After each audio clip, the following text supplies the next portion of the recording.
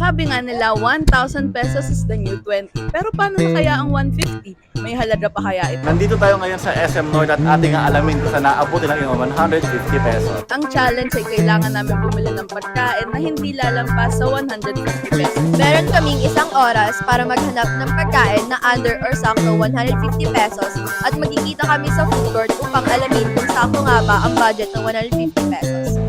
Ano? Hindi na ba kayo? Gina! 1, 2, 3. 1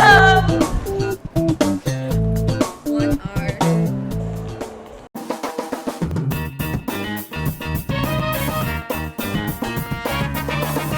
Actually guys, papunta ako ngayon sa food court kasi feeling ko na doon ko makikita yung 150 pesos na sulit kasi syempre diba, all types of food are available. Hindi ko pa alam kung anong kakainin ko pero nagkikrave ako ng Korean food. I don't know if kasya siya sa 150 but I'll try my best para makahanap ng 150 Korean food. Naniningin din ako ngayon sa food court. Kaso medyo wala akong mapili. Tapos umaatake yung pagiging indecisive ko. So, hanap ako. So yan guys, almost near na, like few steps away na tayo sa food court. So I cannot wait kasi medyo hungry na din ako.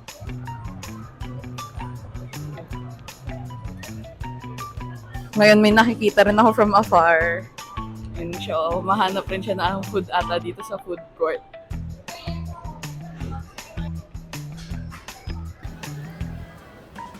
Ate, pabili po. Yung sa one meat, one vegetable, pati one rice. Sisig po yung isa. Tapos ano po yung pwedeng gulay?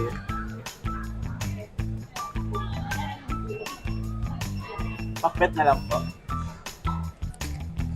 So yun guys, pansin natin na medyo mataas na yung pressure ng mga pagkain dito. Like unlike dati, mababa lang siya. Although, you should think of the other reasons then, like, for example, inflation and other effects. So, ating alamin, ano nga ba ang inflation? Paano ito na-apektuhan nito?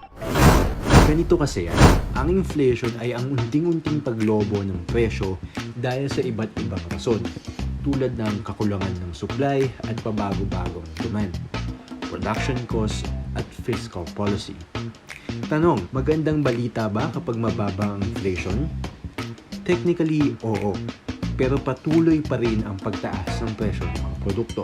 Para mas maintindihan, example, si Juan, kaya niya umakyat ng 5 hakbang sa hagdan sa loob ng 5 segundo. Habang si Mark naman ay kayang umakyat ng 7 hakbang sa loob din ng 5 segundo.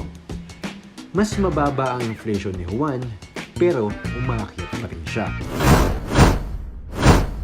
So ayun, since nakita ko si Aljon earlier sa food court, hanap ako ng ibang food. Wala lang, kasi competitive ako. So yan, nandito ako sa main entrance ng SM North. Hanap ako ng food. Alam ko may dito Burger King, something. Siguro yun na lang. Feel ko doon na lang magsisettle.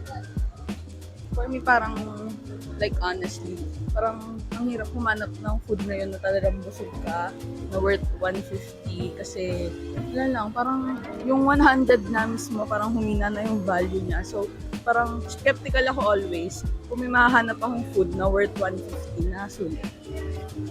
Going up.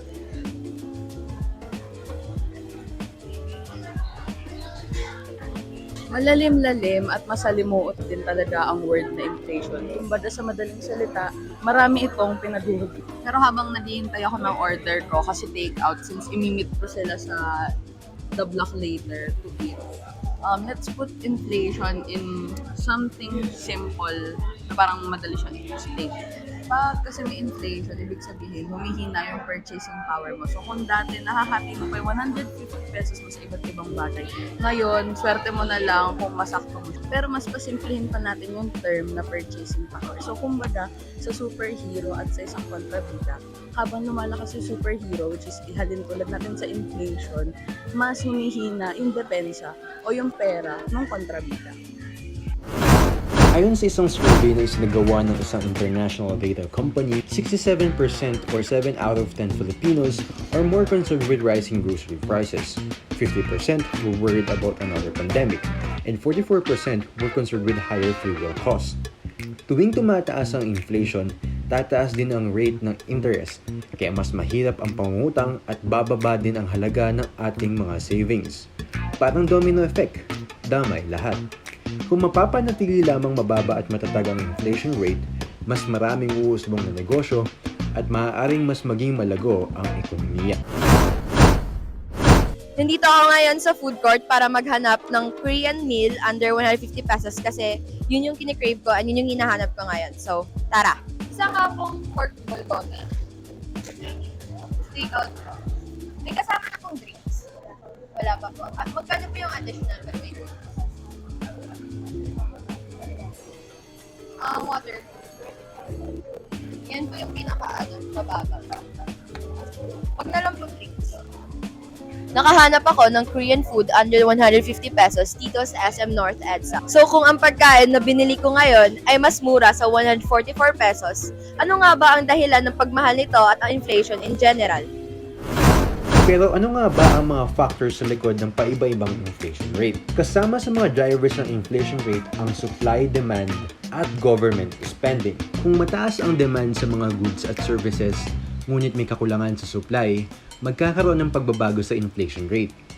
Kung mapagdesisyon na naman ng gobyerno na pumasok sa mga large-scale infrastructure projects, magkakaroon ng mga trabaho, ngunit kung magkakaroon ng excessive demand sa projects na walang increase sa productive cost, inflation din ang kahihitnatan nito. Most importantly, ang pabago-bagong presyo ng mga global commodity prices ay lubos na nakaka-apekto din sa mga supply costs at presyo ng mga goods sa bansa, lalo na sa mga import-dependent economy. So kamusta kayo? Ano nakita niyong food? May nakita akong Korean food. Ay, yan. Bet na bet mo yan. Nagkikrave kasi ako ngayon ng Korean So, food. magkano yan? Magkano? Walaan mo. 130? Close! 135. 144. Ay, Di ba? malapit sa Kaso wala 144. siyang drinks. Oo. Ayun lang. So, reveal na ba? Reveal na ba? Sige, ako. Ito yung 144 na Korean food. Ikaw? Ang nakuha ko naman ay Burger King. Pero ayun, wala rin siyang drinks. 129 pesos. 129. Pero feel ko, ano siya, sulit. Sulit. Oo muna. Feel mo. Medyo nabuksan na siya sa packaging. Medyo pasira. Wait, Okay sirain lang. na natin. Sirain mo na. Ganon. Regalo yan. Unboxing. Yan. Yan, nabuksan na siya eh, pero yan siya. Ikaw naman, Ikaw, Aljo. Aljo. Sa para siyang Filipino food, ulam and rice. May plato kang kasama. Ito yung ulam na nakuha ko. So, may nakuha akong sisig, tapos meron din siyang kanin, tapos may isa pa siyang pinakbet sa loob. Parang karinderya style. Parang alam ko na kung sino nanalo sa challenge. True. Parang siya yung may pinakasulit. Ilan yan? Magkano yan overall? 140. 140. Pwede na dalawang ulam May gulay variety. pa, may gulay. Okay. Nanalo siya sa inflation challenge.